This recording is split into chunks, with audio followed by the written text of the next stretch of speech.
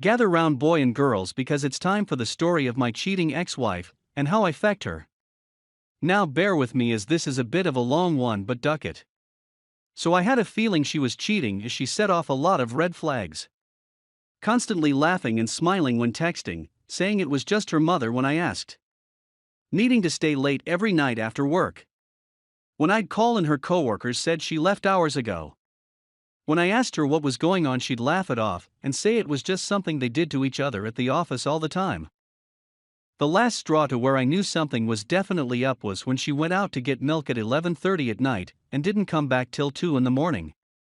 Now, if there is any words of wisdom I can pass on to others in all my years of experience, it's if you think your significant other is cheating, hire a ducking private investigator. They're goddamn good at what they do, and they will get some evidence that really helps in the later divorce. Fast track to her birthday, several months down the road. Now I know what you're thinking: why the hell did I wait months before I confronted her, and did it really need to be on her birthday? The answer to the first question is I wanted as much evidence as possible to hand off to my lawyer, as well as make arrangements to find a new place to live, etc. Answer to your second question is, of course, it had to be on her birthday. You see, after asking her what she wanted to do on her birthday this year, she was rather insisted on me going out of town with my friends, as she just had to work anyways and didn't want to be reminded she was aging. So I know something is up, and after finding a bottle of champagne and 2 glasses hidden in my closest something in my snaps. So I do what any sensible man would have done. I leave and go to my friend's house pretending like I am going out of town. While there I call up her mother, father, sister and several of her friends. I tell them how I want to give her a big surprise by sneaking into her room with party streamers, kazoos and a big cake with candles. Sounds fun, right? Well, boy, was it. It's 8:30 in the morning, and I have everyone met just outside our apartment. We all pile in the elevator, about 8 of us in total, her mother holding the cake, and me reminding everyone to be as quiet as they can be. Put my key in and unlock the door, we all sneak in and make our way down the hall towards the bedroom.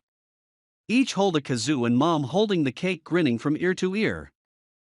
Well, as I throw open the door, and we all yell surprise.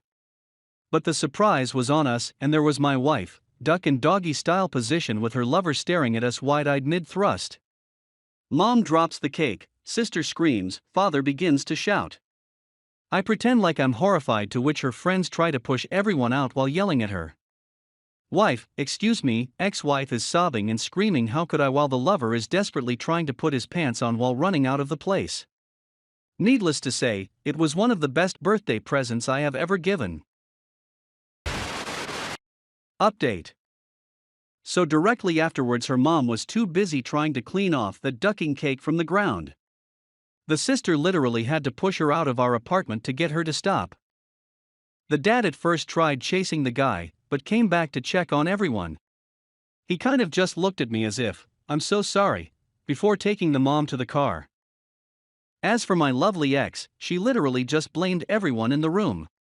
Blamed the parents for coming into our apartment without telling her, the sister for being a witch, didn't understand that one at all, hell, she even blamed the friends for not telling her about the surprise.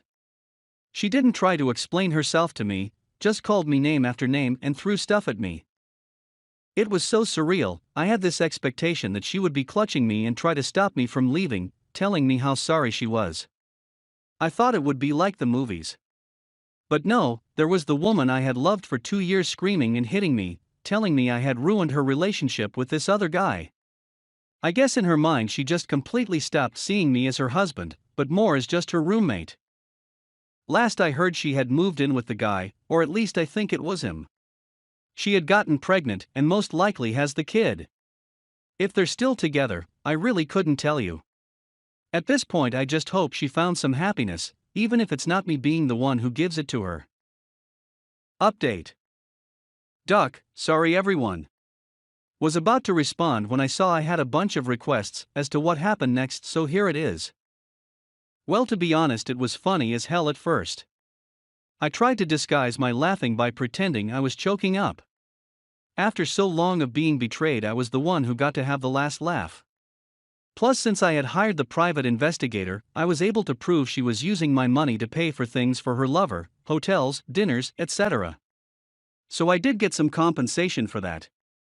Though, she still did get half of my life's savings, ducking which. But I was young and just starting out, so the amount I had then is pretty laughable now. So then reality sets it. Your marriage is over. The woman you fell in love with has betrayed you, and the last 2 years of your life were a bit of a waste. In the end, it's not even about the money. I really thought I loved this girl, why didn't she love me? For the longest time I wondered what was wrong with me, and if anyone would truly be able to love me. Not to mention I was really close to her dad. Mine left when I was younger, and I never spoke to him since then, so hers kind of took me under her wing. Kind of the father I never had.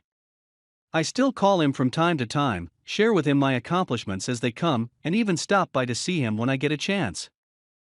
Divorce is never fun, boys and girls, and take my advice. When you're young and in love, don't be foolish and run into something. Take some time to really get to know the other person. Wait 3 to 5 years. Move in together. I wish someone had just pulled me aside and said, "Man, think about what you're doing. Maybe you should give it some time." Also, another piece of advice.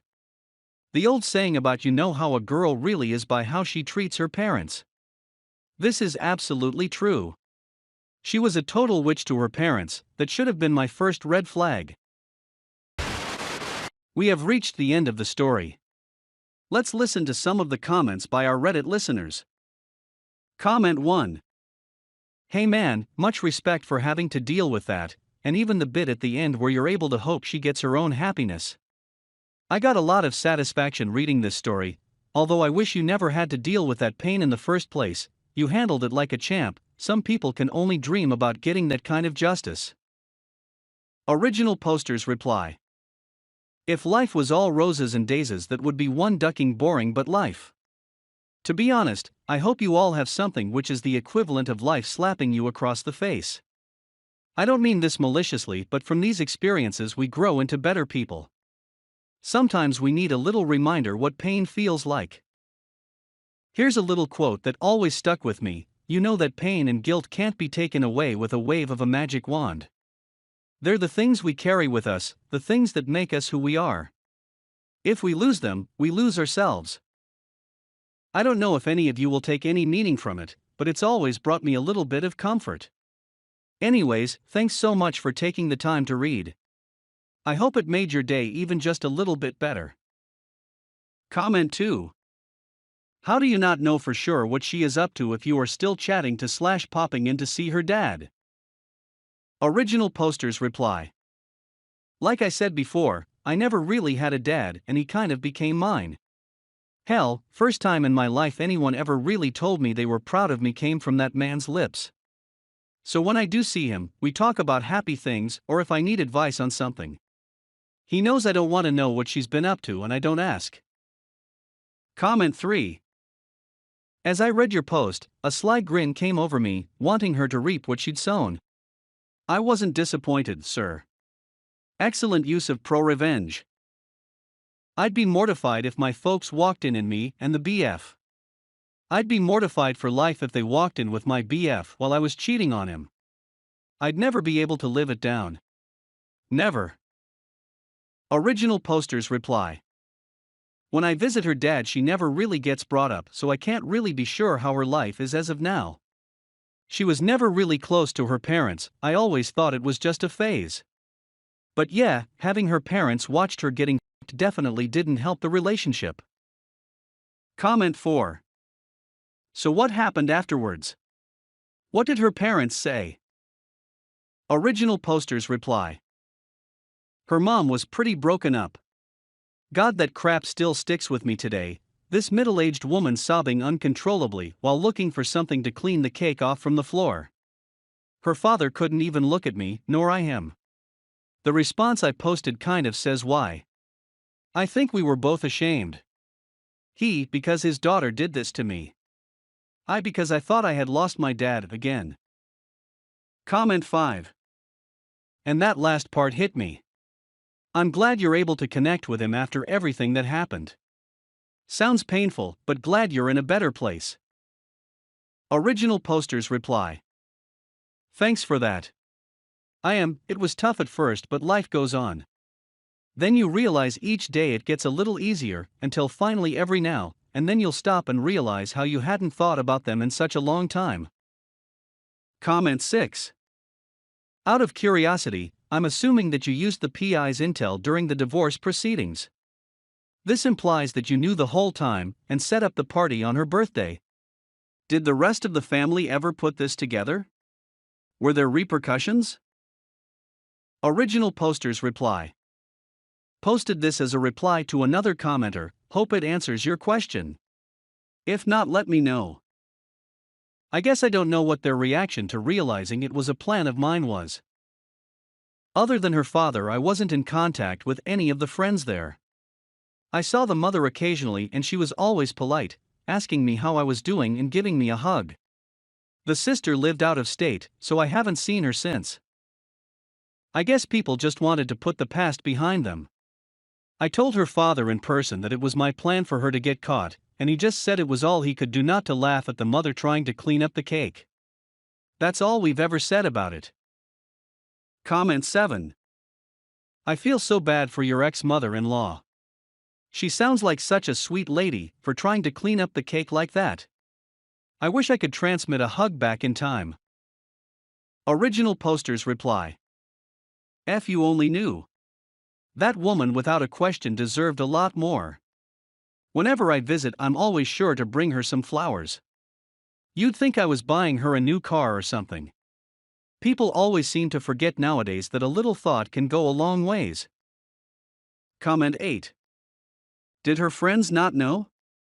I would imagine at least one of them knew what she was up to and would have called her to give her a heads up. Original posters reply. To be honest, I really couldn't tell you.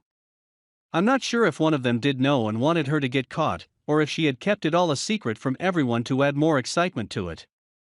Maybe they just didn't expect this guy to half deep inside of her when that door opened. Comment 9. I had to scroll down to find this question being asked as I was shocked this could happen. How on earth does she still benefit from the divorce after what happened? This part infuriates me. Original posters reply. That's the way life is sometimes, my friend. It's true the system has its flaws, but I like to think it's like this to help some deserving people out. In the end, it's only money. I have an experience which has made me into the man I am today. That itself is priceless. Wife, 34F, admitted to cheating. We have a 3-year autistic son. I'm, 37M, overwhelmed. Our relationship has been strained lately with her working nights and I working days.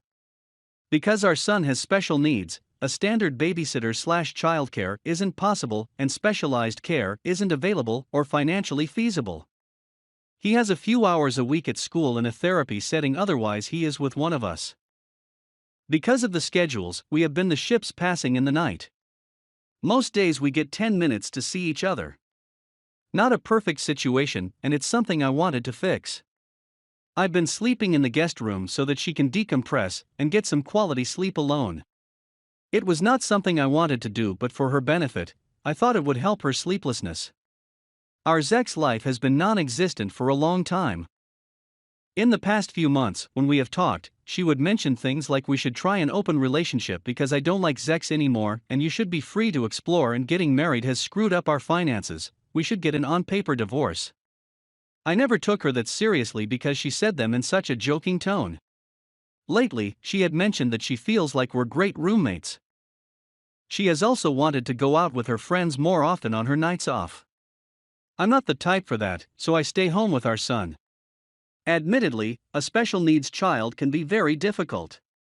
Her having a night off was completely understandable. Come to 2 weeks ago, I asked to sit down to talk about our relationship. She agreed to talk the next day, and I actually sent her an email of questions I had on my mind. Questions like, how would you describe our relationship, and do you want to share a bed anymore? And most importantly, have you had sex outside of our marriage? We sat down after our son was in bed and had the talk. We talked for a few minutes about what she thought of our relationship. She said she doesn't see us as a couple anymore. She started to cry. Then she said, "You asked if I've had sex with anyone else. The answer is yes." It immediately hit me like a ton of bricks. I had asked the question more out of peace of mind for me rather than a confirmation. I had suspicions before, but I thought they were all in my head. We talked for 2 hours. I said very little and tried to keep my anger in check. But here's what was revealed: she did not want to talk about details of the other relationship with me. That doesn't matter. She admitted to it happening more than once. And it was premeditated. She had gone out with my blessing to hang out with friends knowing that she was going to cheat. The affair is not still going on, but she was still talking to the person. She wasn't necessarily interested in a romantic or sexual relationship outside of our marriage right now, but she's open to anything. She didn't realize until recently that she's probably not really into the whole monogamy thing. As for our relationship, we're done, and she wanted me out of the bedroom completely. She wants to remain in the house to co-parent, not just because we have to, but because she wants to. You're a great dad, and that part of you I still really care about. She kept saying we don't have to make any decisions right now, and I know it's a lot. Also, I don't hate you. I still care about you. And I'm sure you hate me. Since then, I've moved upstairs. I've initiated a separation of our finances and healthcare. That conversation resulted in her crying and saying this is a lot right now. But she has relented. She's also said that she's depressed and mourning losing her best friend and retreats to her room frequently. I've mentioned divorce, her moving out, and selling the house, all of which are returned with vague warnings of expense and difficulty. And disrupting our son. Conversations with my friends say she's gaslighting me or manipulating the situation, so that she gets to have her cake and eat it too. I've come to believe that having her move out may be difficult for our son, but it's what's best for my mental health, and that's ultimately best for my son. But I have no idea how to make it happen. I feel so lost and broken. Just typing this up has taken a few days because I can't get through it all. All I think about is how I wanted to fix our relationship, and how she put someone else above spending time with us. She used my dependability as a father for her selfish reasons. Then I think about being kind to her so that she can stay in our child's life. He will need both of us. It's sadness, then pain, then anger, then a few minutes of numbness before it starts again. Ugh. Merry Christmas to me.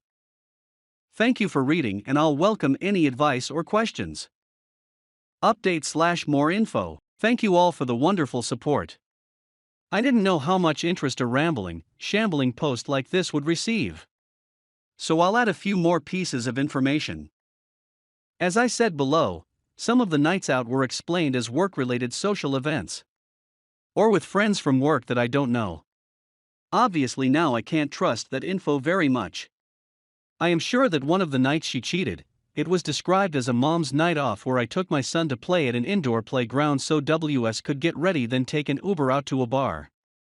Brutal when I realized that one. But I do know some of her friends.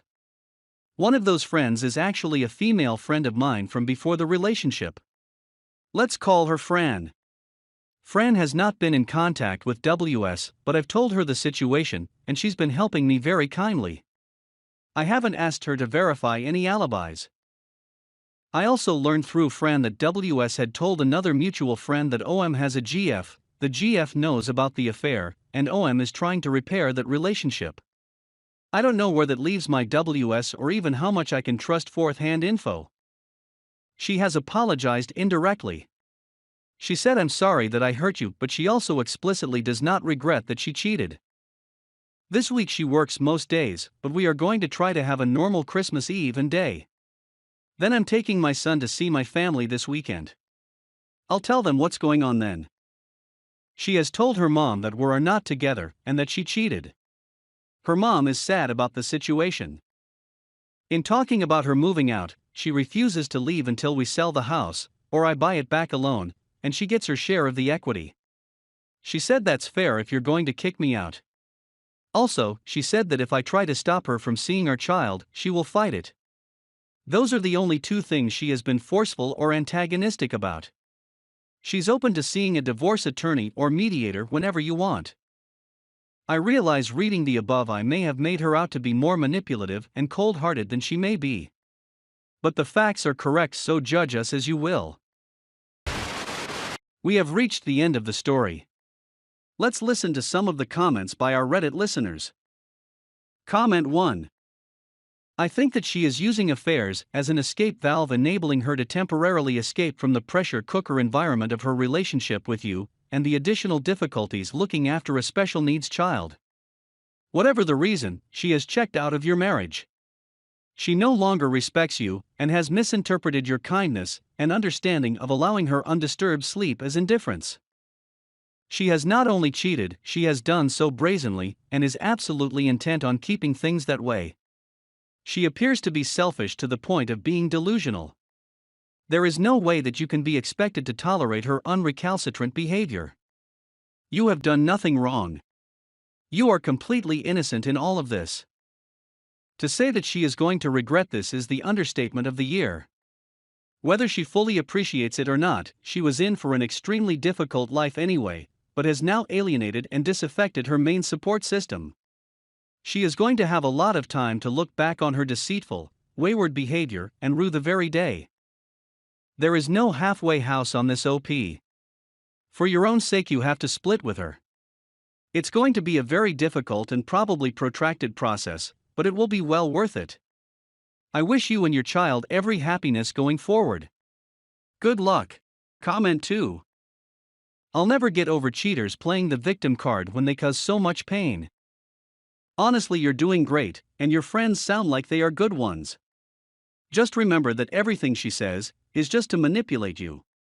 She doesn't care about you or your feelings, she is just trying to play the victim card over and over and over again. Do not trust her. Keep in mind how many times she must have lied to you in the past years. You are not to blame for any part in her use. She could have chosen to work on the marriage with you, but she didn't even give you a chance before stepping out. Allow yourself to grieve, and don't be hard on yourself.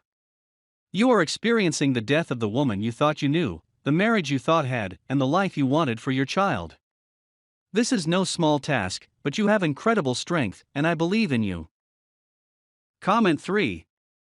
Consult with a lawyer, file for divorce, and have her served publicly if you can. Send it to her work if she's working, and when she comes home, ask her to move out for your sake. If she doesn't snap out of this fast, not likely but a possibility, then proceed with the divorce. Comment 4. Advice and question in 1. Would you two be able to agree to an amicable divorce through a mediator, much cheaper than angry lawyers, and co-parent as you have been with each taking care of the kiddo while the other works? That would be my advice. Divorce, continue co-parenting as you have been, only difference is you'd be living separately in different residences instead of the current arrangement of living separately in the same home.